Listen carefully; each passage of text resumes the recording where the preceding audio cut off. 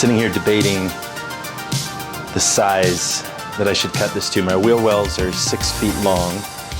I was originally planning on doing this 7 feet. My Milwaukee Packout size, I need 2 feet width, an 18-inch depth. That gives it a couple inches cushion on all sides. So if I did 3 of those, that'd only be 6 feet. So then I'm trying to think, what would I do with that extra foot? Do I want to save the space? And I think what I might do is split the difference, do 6 feet, 6 inches, and then leave myself, I just need the 6 feet. Well, and then each divider is 3/4 inch, so that's an extra 1.5 inches. So I actually don't really care about that. I still do 6 feet. But if I do 7, then I can make like a little extra shelf on the end. Do I do 7 feet? I don't want it too tight. Let's do 6'6". 6 feet, 6 inches. Executive decision made. 6 feet, 6 inches. Can't wait till I have a spot for all my tools on the trailer. This will be so much better. Let's set depth. 6 feet, 6 inches. And I take an 1.5 inches off the bottom shelf for my overhang on each side, because the top piece will sit on top of the supports. So my next piece is 6 feet, 4.5 inches. So let's measure that. 6 feet, 4.5 inches. I've put a round over bit in my router, and I'm just gonna round over the edges where I'll be reaching in and out of these drawer systems.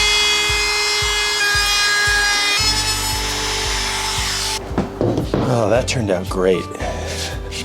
Those corners are really sharp. That's perfect. I mean, perfect. God, it sure would be nice to have an actual routing table. It's not bad. And now I gotta cut the sides.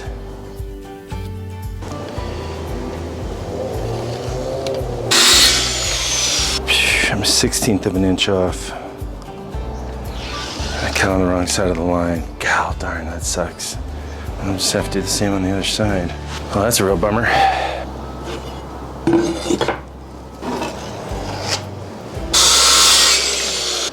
All right, should be 44 and 15/16, which it is. Excellent. This one also, 44 15/16. Yes.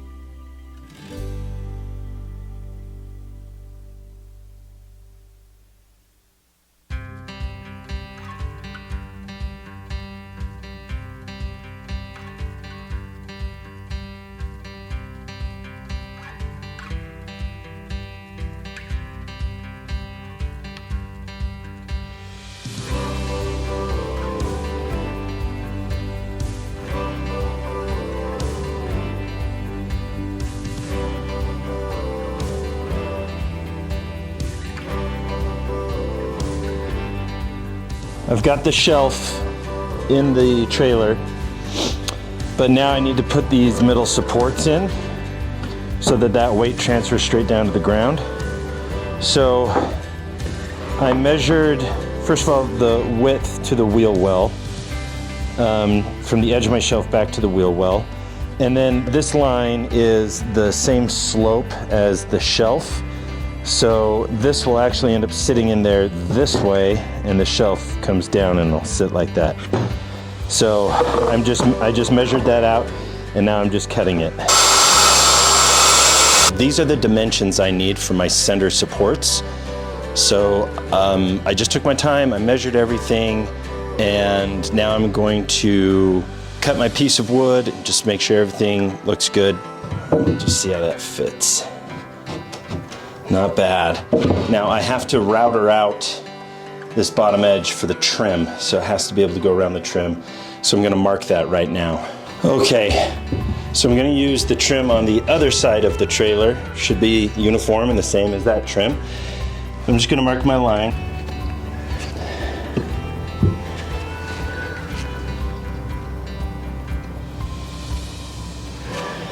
Okay, so now I know that's what has to be routed out.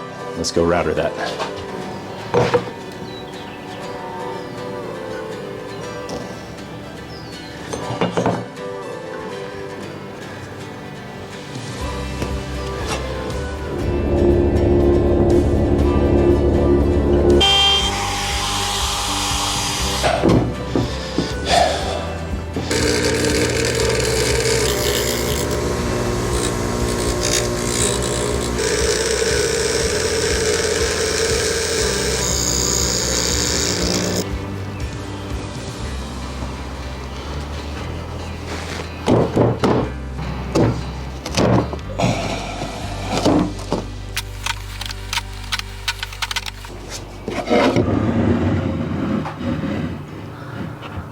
This is a big moment in this shelf build. Now I'm just gonna bolt this to the wall and to the floor. Let's start with the floor, I guess.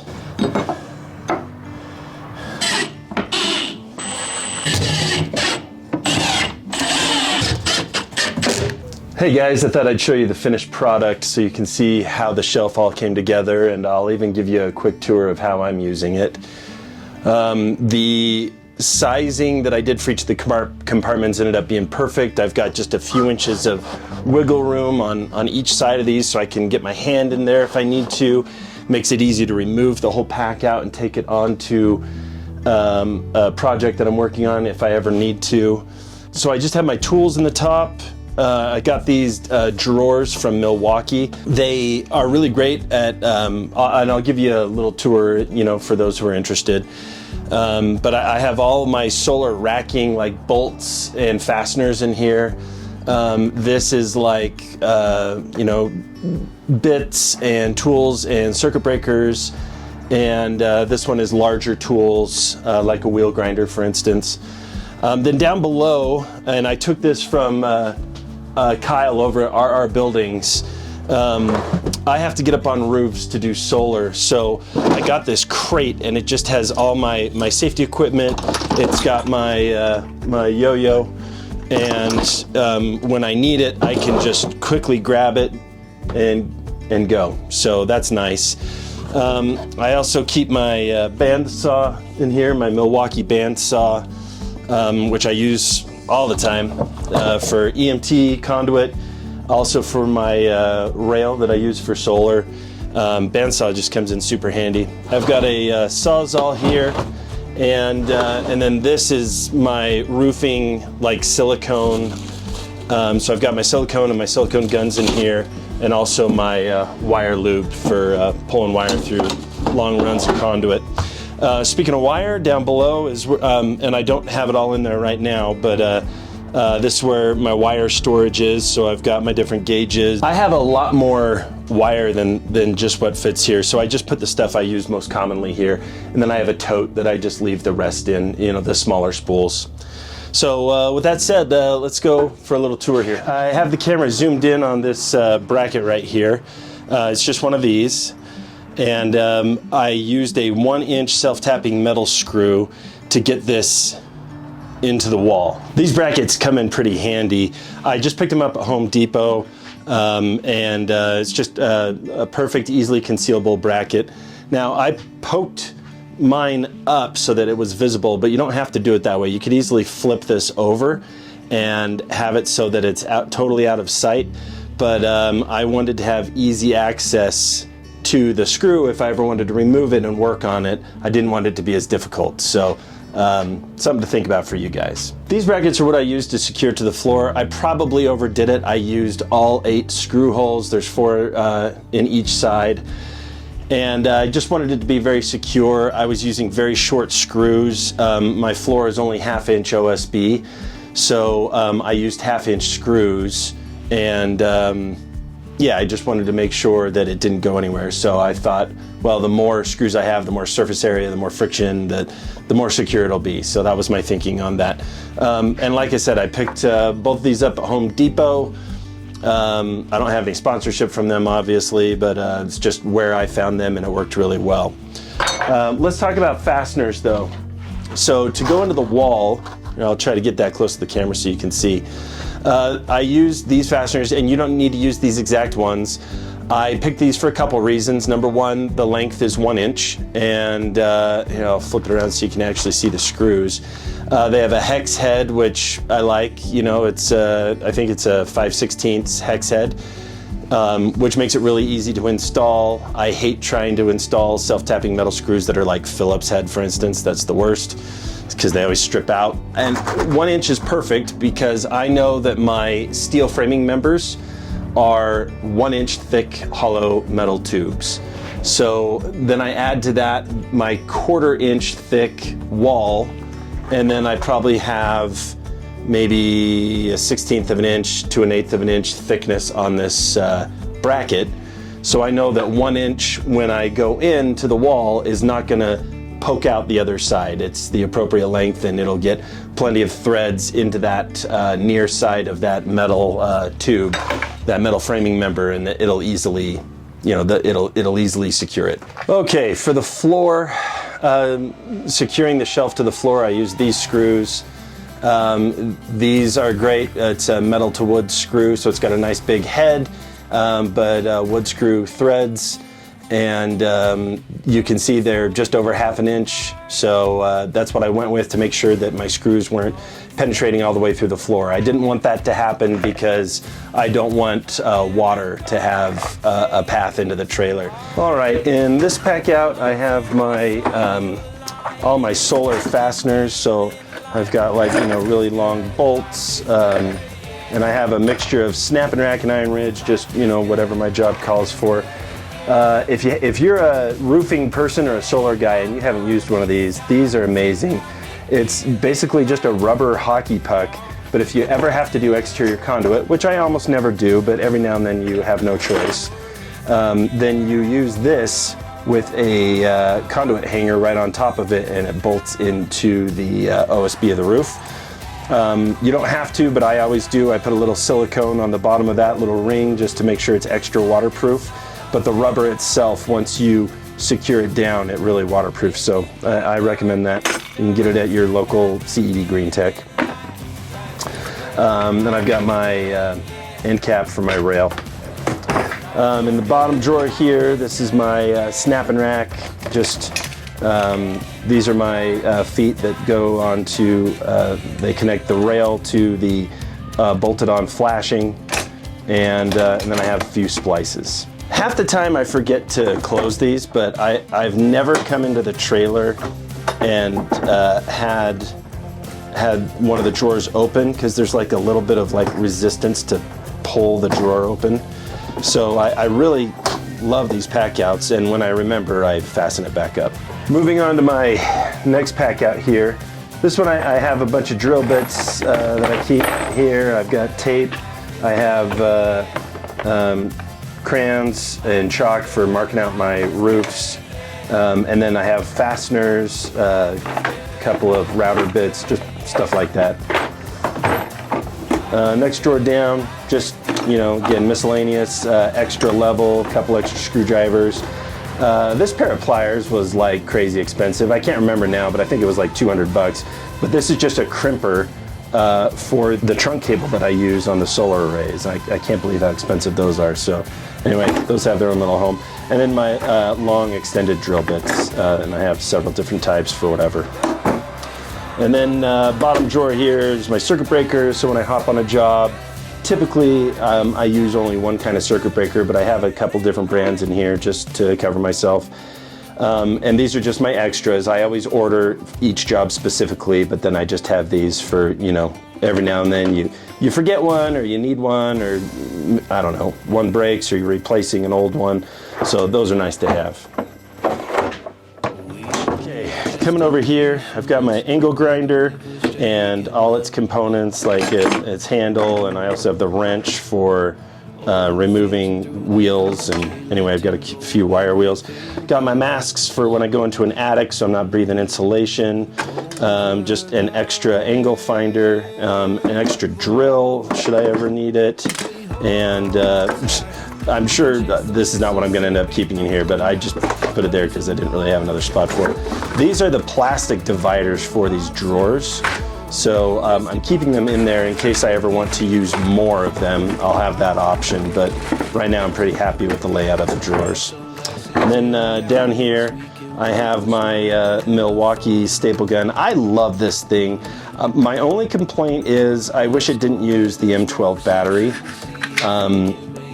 but you know, you don't use a whole lot of battery when you're up in an attic stapling Romex.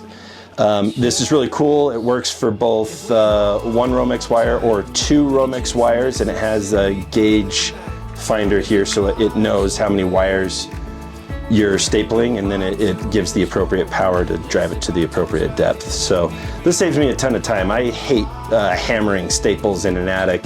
I bought this the first day I ever saw it, and I just have loved that. Okay, and then last but not least, this is where I have my air compressor. This is amazing. I gave it its own dedicated outlet, and this outlet is on its own breaker. There's nothing else shared by this outlet, so I never have to worry about tripping a breaker.